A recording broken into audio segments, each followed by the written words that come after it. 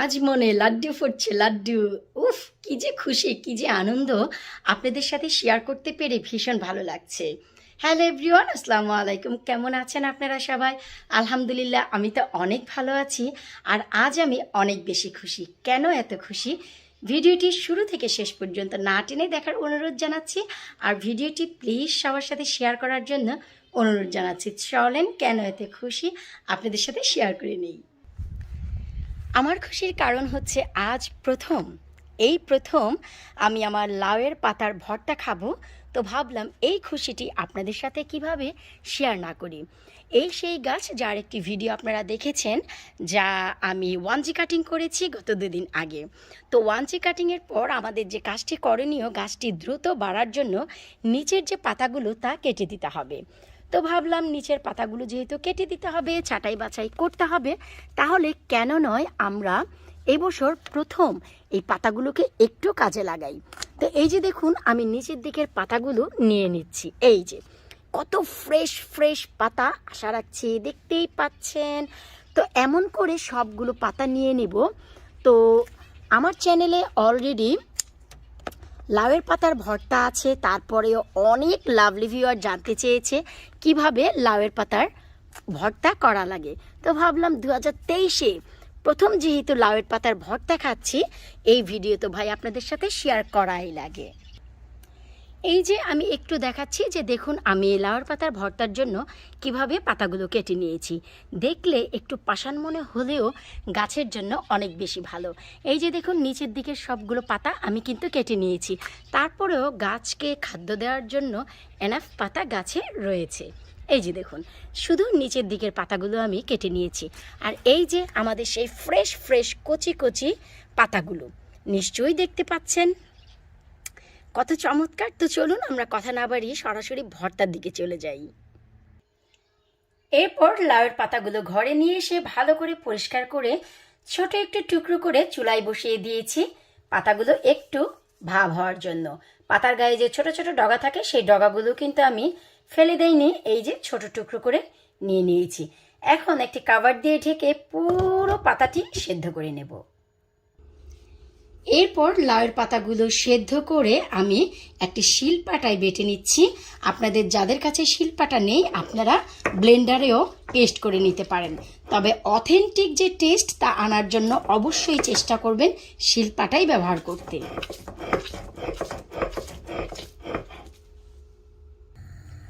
আজ আমি আমার স্টাইলটি আপনাদের সাথে শেয়ার করব। যখনই আমাদের লাউয়ের পাতাটি শিল পাটায় বেটে নেওয়া হয়ে যাবে, তখন অন্যদিকে একটি পাত্রে আমি খুবই সামান্য তেল নিয়ে হালকা কিছুটা পেঁয়াজ আর একটি কাঁচামরিচ 1 মিনিটের মতো সটে করে নেব। ব্রাউন করব না, ভেজে নেব না, জাস্ট সটে করে নেব। নিশ্চয়ই আপনারা লক্ষ্য করেছেন, যখনই লাউয়ের পাতাটি বেটেছি কোনো পেঁয়াজ, কাঁচামরিচ, লবণ কিছুই ব্যবহার করিনি, কারণ আমার লাউয়ের পাতার ভর্তা বানানোর স্টাইলটি একটু আলাদা। আশা রাখছি আপনাদের ভালো লাগবে। সটে হয়ে গেলে বেটে নেওয়া সেই লাউয়ের পাতাগুলো আমরা দিয়ে দেব। আশা রাখছি আপনারা বুঝতেই পারছেন যে পাতাটি আমরা সেদ্ধ করে কালার মোটেও চেঞ্জ করিনি। যেমন কালার আছে ঠিক তেমনই সবুজ আছে। কাঁচামরিচ পেঁয়াজের সাথে এই লাউয়ের পাতা এখন আমরা 1 মিনিটের মতো ভুনে নেব। এতে দুটি উপকার হবে। লাউয়ের পাতায় যদি অতিরিক্ত কোনো পানি থেকে থাকে তা টেনে নেবে। তাছাড়া এই লাউয়ের পাতার ভর্তাটি 7 দিন আপনারা নর্মাল ফ্রিজে রেখে খেতে পারবেন। কালার মোটেও চেঞ্জ হবে না, টেস্টের কোনো পার্থক্য আসবে না। চলুন 1 মিনিটের মতো ভুনে নেই। ভুনে নেওয়া হয়ে গেলে অন্যদিকে আমি একটি পাত্রে কিছুটা শুকনো মরিচ, আমার গার্ডেনের ধনিয়া পাতা আর পেঁয়াজ খুবই ভালো করে একটু মেখে নিচ্ছি, সাথে কিছুটা লবণ দিয়ে। ওয়াও, জিভে যেন জল চলে এসেছে। কি মনে হয় আমি যেমন বলেছিলাম তেমনটি নয়? একটু ভিন্ন স্বাদের নয় কি? এটি সম্পূর্ণ ভিন্ন স্বাদের একটি লাউয়ের পাতার ভর্তা। আর অবশ্যই সরিষার তেল দিতে কিন্তু একেবারেই ভুলে যাবেন না। খুবই সামান্য একটু সরিষার তেলও আমি দিয়ে দিচ্ছি। আমার জিভে তো একেবারেই পানি চলে এসেছে। কি করি আপনারাই বলুন তো। ও,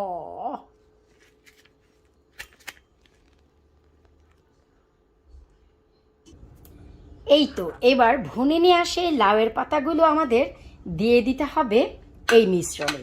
এরপর চাইলে হাত দিয়েও মাখিয়ে নিতে পারবেন, অথবা আমার মতন একটি চামচ দিয়ে, তবে হাত দিয়ে মাখিয়ে নিলে খুবই ভালো হয়। আমি একটু চামচ দিয়ে চমৎকার করে মাখিয়ে নিচ্ছি। ওয়াও, সে যে কি রে ভাই ফ্লেভার! লাউয়ের পাতার ফ্রেশ ফ্রেশ গন্ধ, সাথে আমার ধনিয়া পাতা, সরিষার তেল মিশে একাকার হয়ে গিয়েছে। এই তো ফাইনালি লাউয়ের পাতার ভর্তা একেবারে কমপ্লিট। সম্পূর্ণ ভিন্ন স্বাদের এই লাউয়ের পাতার ভর্তা খাওয়ার পর মনে হবে যে কি যেন খাইলাম। ভর্তা থাকবে আর সাথে বোয়া থাকবে না তা কি হয়? এই যে দেখুন আলুর বোয়া একেবারেই ঝরঝরা। ওয়াও! এবার বলুন, শুধু কি ভর্তা বানালে হবে, খেতে হবে না? এই যে ঝরঝরা বোয়া ভাতের সাথে, ওয়াও! এখন চলুন আমি আপনাদেরকে একটু খেয়ে বলছি যে আমার এই ভর্তা আর বোয়াটি কেমন হয়েছে। এর ফ্লেভার তো একেবারেই আমার নাক পর্যন্ত চলে গেছে। কি আর বলবো, সবুজের পাশে, করলার পাশে বসে খাচ্ছি, তিতার পাশে বসে মনোরম খানা। বিসমিল্লাহ।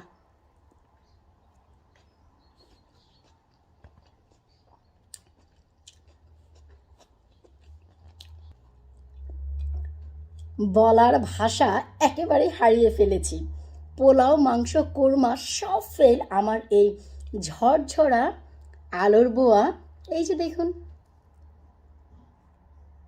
এই যে ঝরঝরা আলুর বোয়া আর এই লাউয়ের পাতার ভর্তার কাছে।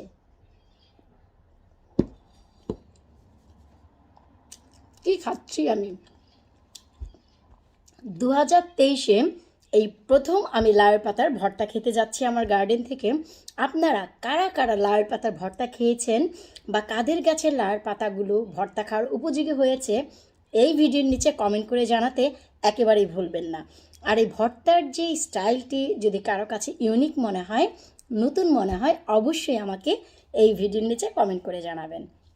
আর যারা এই স্টাইলে খেয়ে থাকেন তারা তো জানেনই লাউয়ের পাতার ভর্তা এভাবে বানালে কত বেশি টেস্ট হয়, তা বলে শেষ করা যাবে না।